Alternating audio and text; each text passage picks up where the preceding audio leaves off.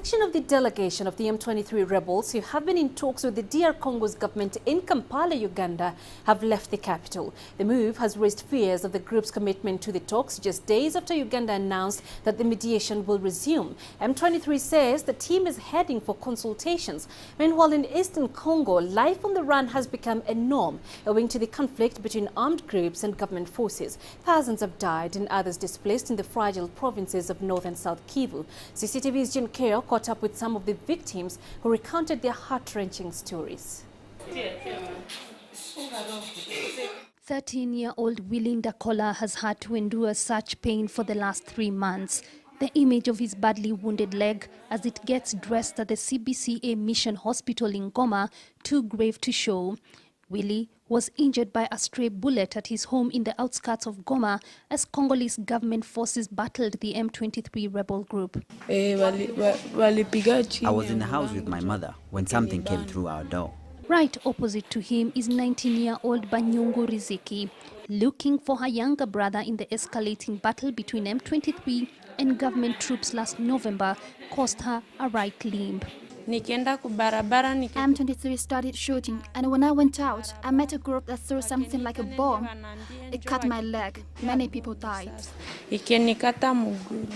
Together with 45 other victims who include ex-combats, they are now getting treatment for free at the Mission Hospital, which basically assists victims of war and also trains local staff on standards of working with such people. We have a period where we are receiving up to 5 to 6 patients a week, but this is in contrast to in February where we were receiving 15, 16 a day. Well, the same thread of depressing stories run across the Democratic Republic of Congo, where persistent insecurity has led to a near constant humanitarian crisis. Currently, close to 3 million people are displaced, half of them here in the east.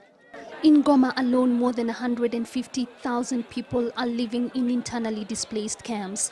Damwemwezi Bareke is among them. This tent at the Mugunga 3 camp has been home to Damwemwezi and her 5 children since 2008 when they fled from Kibuma, which is about 25 kilometers from Goma.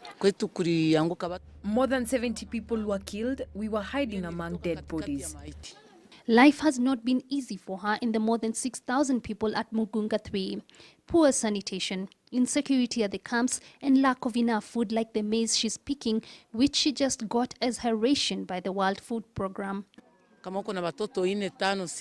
I have just been given this for my family. We will only eat it for 4 days. WFP carries the food distribution program across 4 such camps in Goma every month and admits to being overstretched. It is supposed to cover the food needs for 15 days, but we give this for the whole month because the resources at our disposal for the time being is not sufficient enough to provide food for full rations for the month. And for now, the half rations is what Damwemwezi has to make do with as the search for elusive peace continues in eastern DRC. Jen Keo, CCTV, Goma, the Democratic Republic of Congo.